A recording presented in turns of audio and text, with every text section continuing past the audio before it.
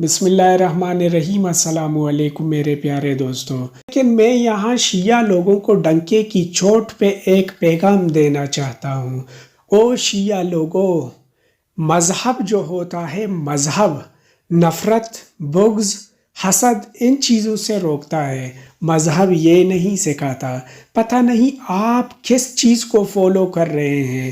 حضرت عمر رضی اللہ تعالی عنہ ایک بہت بڑے صحابی، جلیل القدر صحابی اور مسلمانوں کے ایک بہت ہی بڑے خلیفہ تھے، نامور خلیفہ تھے، کہ جس کی دور میں اسلام کی حدیں، اسلام کی سرحدیں بہت دور دور تک پھیل گئی تھیں، اور آپ لوگ اس سے بغض رکھتے ہیں، حسد رکھتے ہیں، نفرت کرتے ہیں۔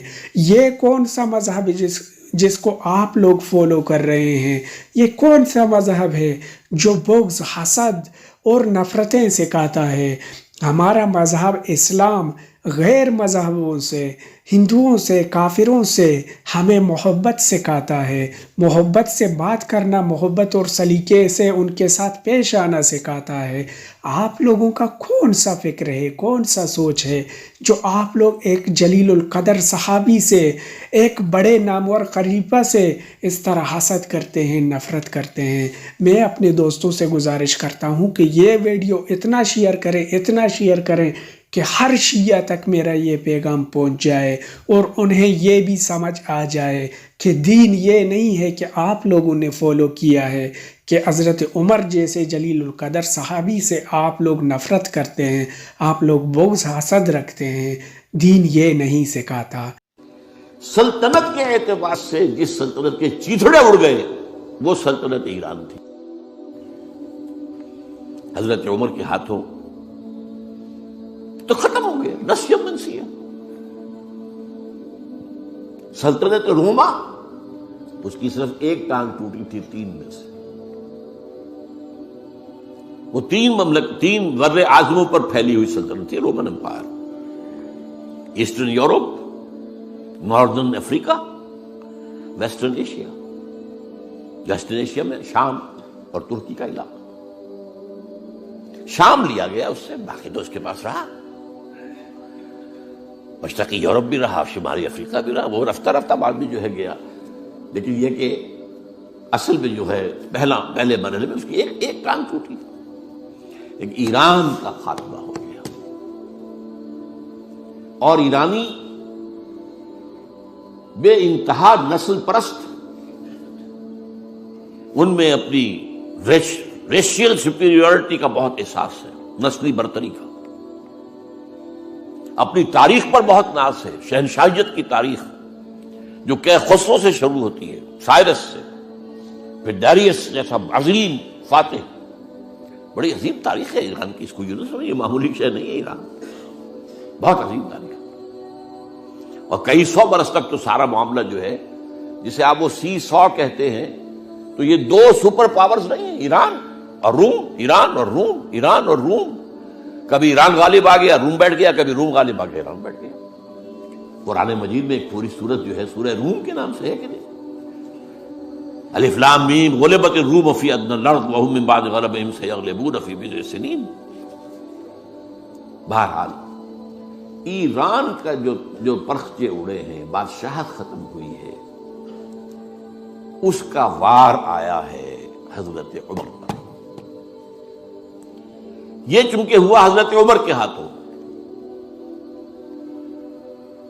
لہذا ایرانیوں کے نزدیک مبغوض ترین شخص حضرت عمر ہے، اور حضرت عمر سے نفرت ان کی جبلت کے اندر ہے، ان کے جینز میں ہے۔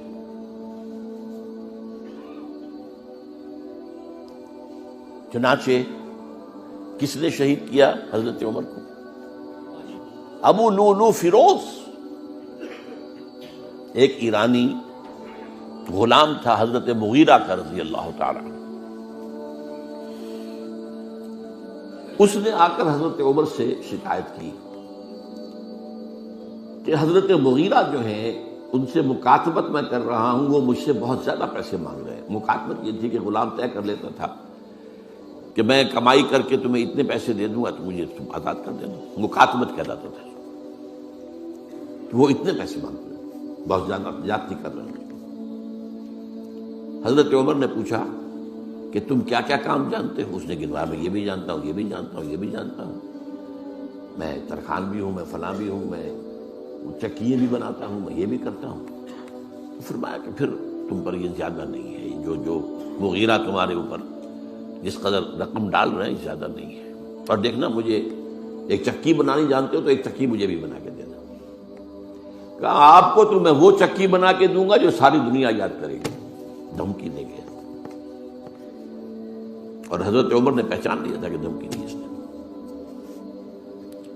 دوسری طرف اس کی پشت پر کون تھا؟ ہرمزان، یہ ایک بڑا جرنیل تھا ایرانی، شکست ہوئی، گرفتار ہو کر آیا، کیونکہ بہت بڑا وار کرمنل تھا۔